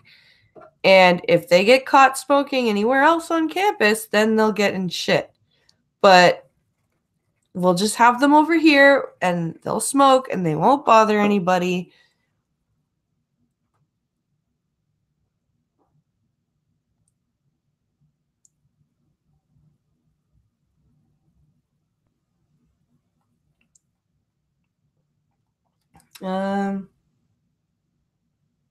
Yes, tobacco has carcinogens in it. But vaping, you get a lot more nicotine, and nicotine is a toxin. Yeah, like neither one is a good thing. But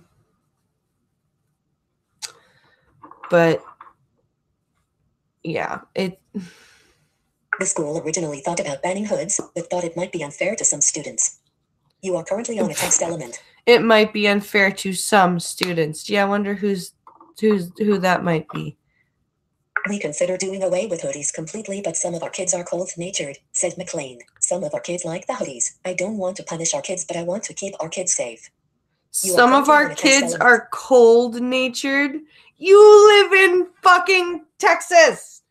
Fuck off with that shit. So you can't have long sleeves, but you can have hoodies.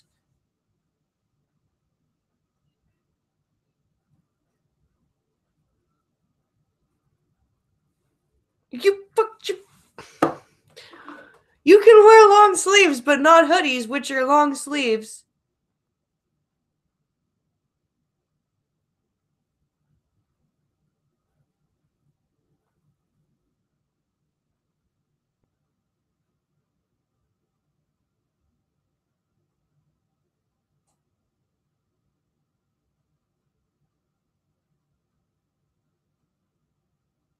Let's see.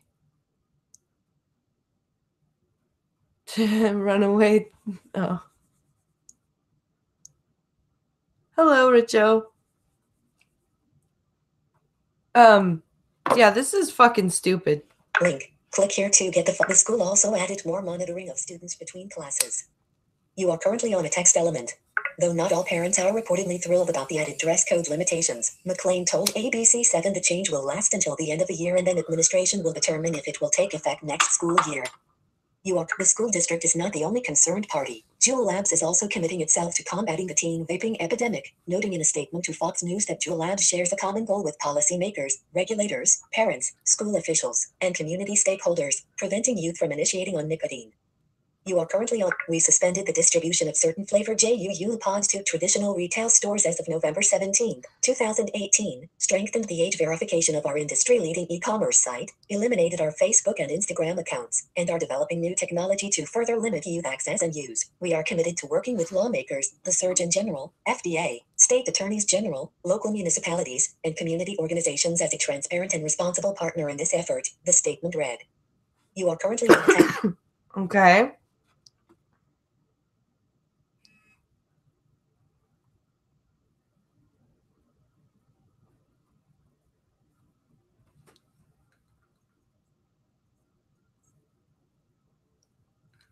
Let's see. Well, maybe it's a no sleeves hoodie. That's true. Could be the no sleeves hoodie.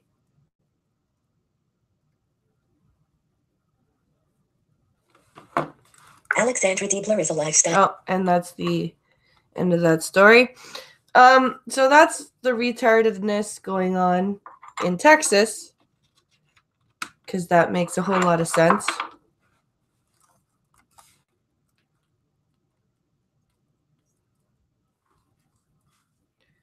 YouTube disables comments on videos featuring children.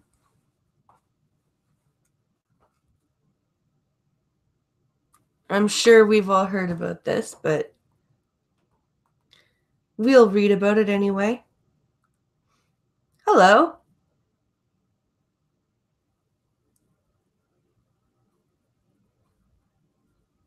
Especially when the boogeyman vapes are the size of a pen. What's the point of wearing the damn hoodie if it has no sleeves? Yeah, it's a good question.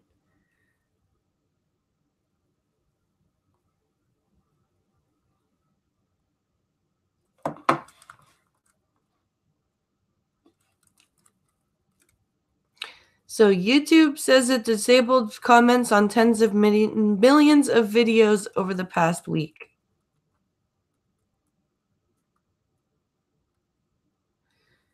Companies have pulled advertising in response to inappropriate comments on videos of young girls.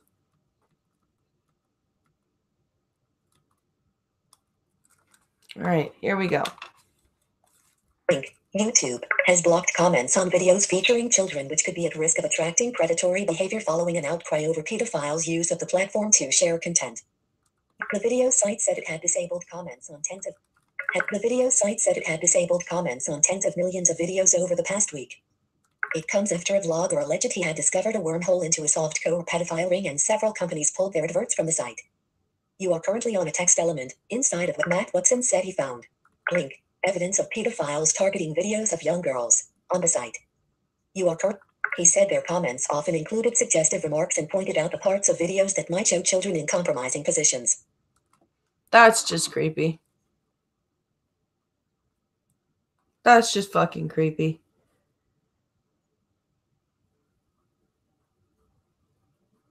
Hoodie without sleeves? That's very LA bodybuilder circa 1982, says Pumpkin Trucker. Rage is interesting. I'm reading about the YouTube comments now.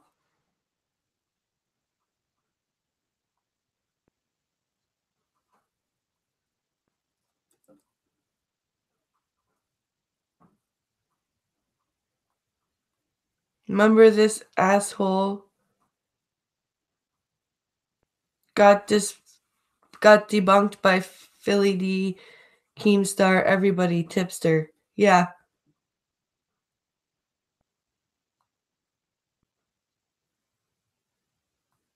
Oh, bye, Prospero. Oh, hi, Addie. How are you?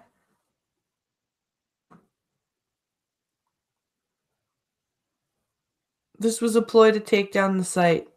Just like the rehashing of Momo. Yep. Link 494. Jake heading show all 40 button. Link Google. Owned YouTube said that the important steps we're sharing today are critical for keeping young people safe. Complimentary. Heading level 2. Link image. Link. God damn it. Link and said. Link. The statement said, over the past week, we disabled comments from tens of millions of videos that could be subject to predatory behavior. These efforts are focused on videos featuring young minors, and we will continue to identify videos at risk over the next few months. But how do you identify these videos? And are these videos that already have weird, creepy comments? Or are these videos that could potentially get weird, creepy comments? Because there's a big difference.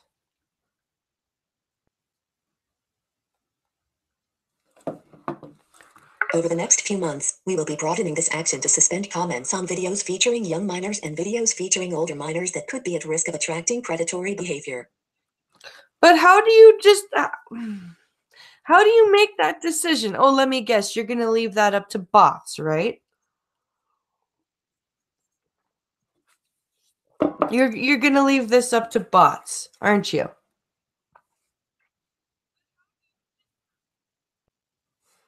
And where's it going to stop?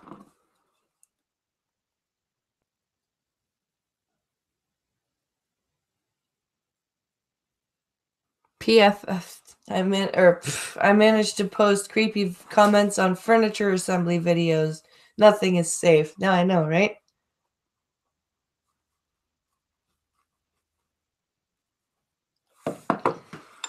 YouTube said a small number of creators would be able to retain comment functionality, but would be required to actively moderate their comments, beyond just using our moderation tools, and demonstrate a low risk of predatory behavior. Esther McDee's Ladies for Leave campaign has spectacularly backfired. Climate change. Wait. Over the YouTube said a small number of the site said it had also launched a more effective comments classifier, which is more sweeping in scope and will detect and remove 2 times more individual comments. Okay. The statement added, videos encouraging harmful and dangerous challenges targeting any audience are also clearly against our policies. We will continue to take action when creators violate our policies in ways that blatantly harm the broader user and creator community. And who decides what falls under that scope?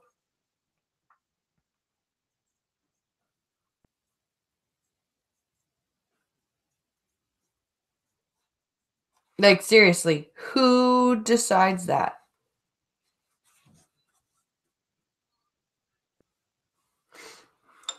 Frame.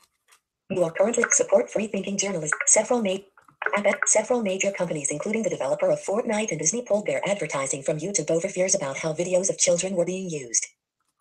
Esther, Interactive. YouTube is wrestling with moderating content on its site and has previously faced claims its algorithm has promoted far-right and extreme videos. Oh, here we go. Here we go. It comes after the video sharing at TikTok. Link. Agreed to pay a $5.7 meters to settle allegations it illegally collected personal information from children. The U.S. Federal Trade Commission said the penalty against TikTok, formerly known as Musical Eye, was the largest ever obtained in a children's privacy case. Complimentary. More about Link. YouTube. Link. And Link. Reuse. Oh, that's the end of that story. Yeah, I think I'm gonna look at Stream Me and Restream.io today so that I can simultaneously broadcast, because this is getting fucking stupid.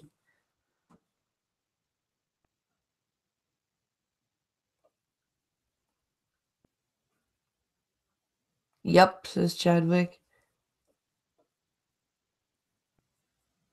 Honestly, when I thought they were going to start doing that, I thought a lot of people would start disabling comments.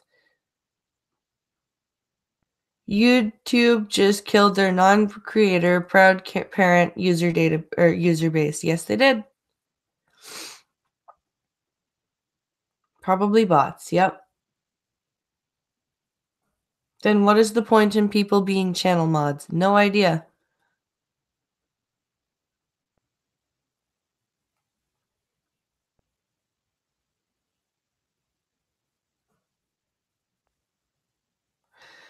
We have the tools to combat it, and those who are not even attempting to mod are getting disabled. This is not as bad as the article makes it out to be. Oh, I'm back, says Goatman. This is a half-truth article. Yeah, for sure. For sure.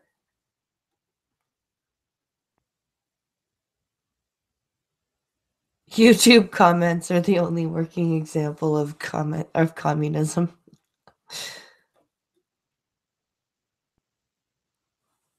Just like that independent article that named PewDiePie and Sargon as alt-right in an article about comedians on YouTube. Yeah.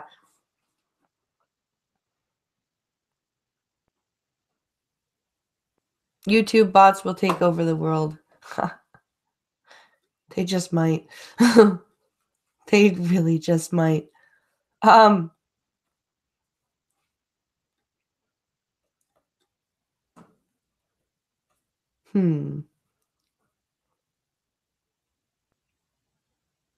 these outlets are trying to anger so that we leave and kill the platform.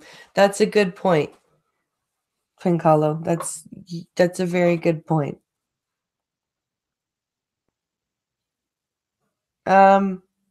Let's see.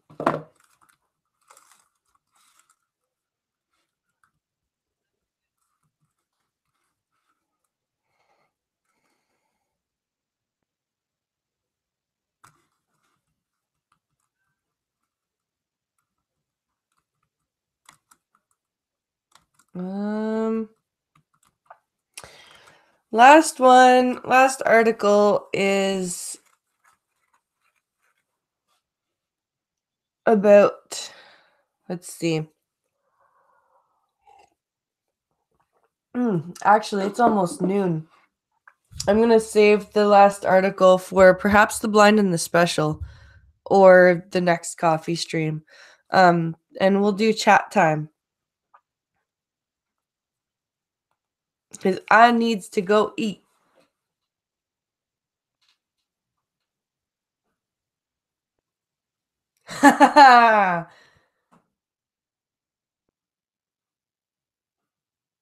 Love it, Pumpkin Trucker. You're yelling it. I'm too lazy to get back up and make coffee. I've been there, Goatman. I've been there. Trucker, you did it. You yelled at somebody in my chat. That's awesome.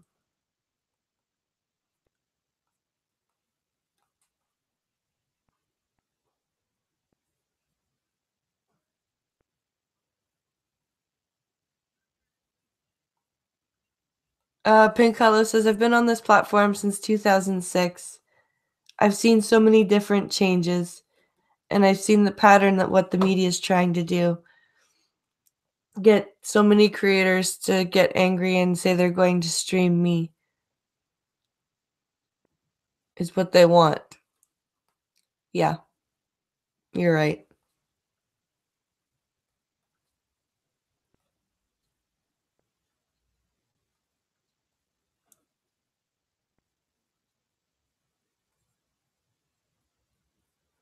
Pumpkin Trucker is a great username, though.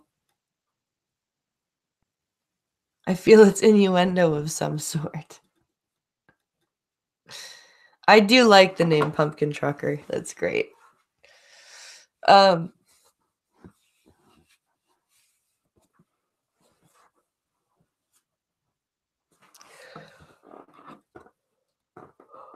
my goodness. I went the whole stream without yawning until now. Fuck. Oops, usually YouTube just deletes my road rage moments. I curse a lot. But your road rage moments are funny.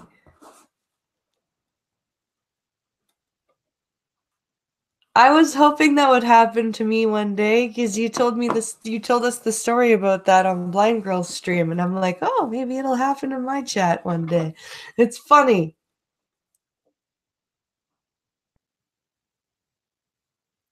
Lamestream Media wants to control what everyone sees so they can control the message. Yup. You are very correct, RVA.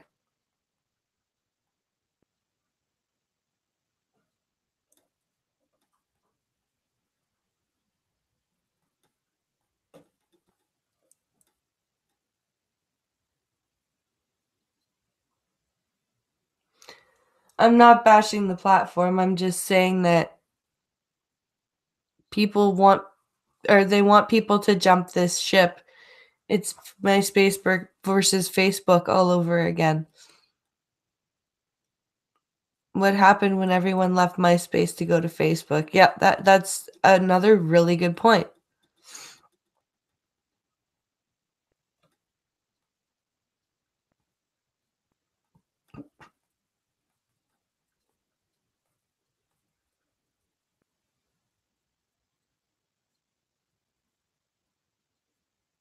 Yes, check out Blind Girl's stream tonight.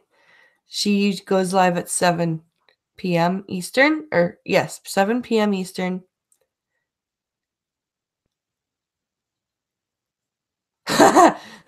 Peter Almond says, trust me, some of the stuff that pops up in my chats from Pumpkin Trucker would make George Carlin go, whoa, steady on.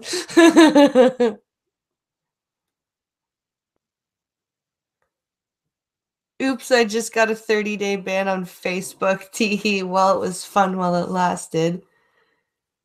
All of 10 minutes of having that account back. Oh, fuck, Seamus. Wow. Peter Almond, how in the hell am I not subscribed to you? Let's fix that. There. Now you're at 51 subs, Peter Almond.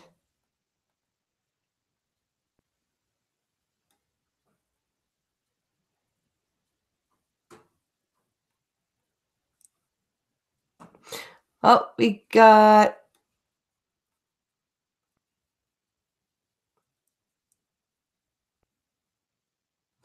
Seamus, you and Richo would get on very well, says Peter Almond.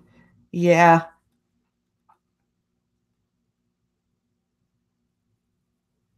Oh, why, you're welcome, Peter.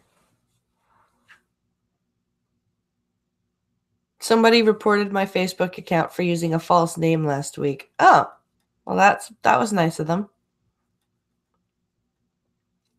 That was super duper nice.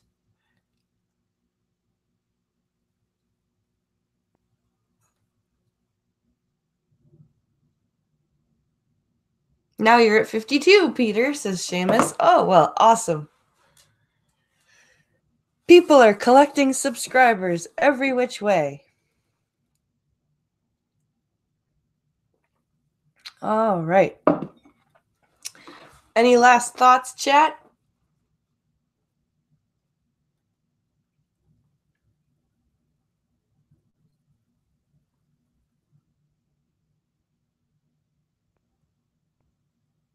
Pumpkin Trucker just sounds like something incredibly dirty when it really isn't, says the new person whose name voiceover is fucking up because it has letters and numbers in it because it's elite speak name.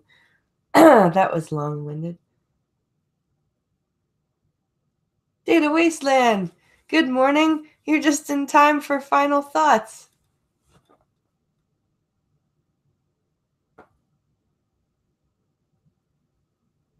All I said was I want Trevor Noah to be funny.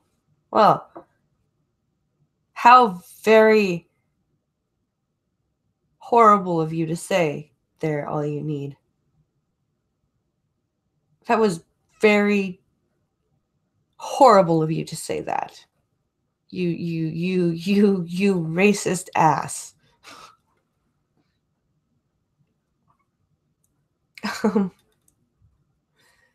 Wow. That's kind of crazy.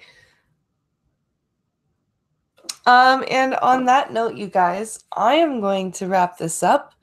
Thank you so much for coming and hanging out with me. I hope you enjoyed the guest today. I did. I had a lot of fun. Not sure who I will have next week, but I'll keep you posted.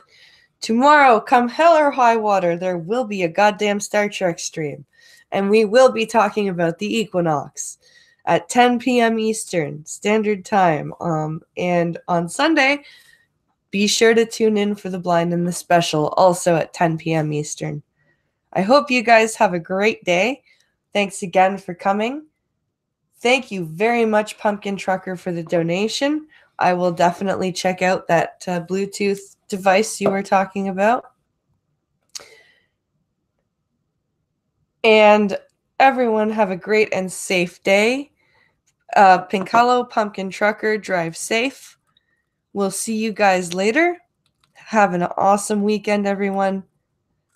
I'll talk to you later.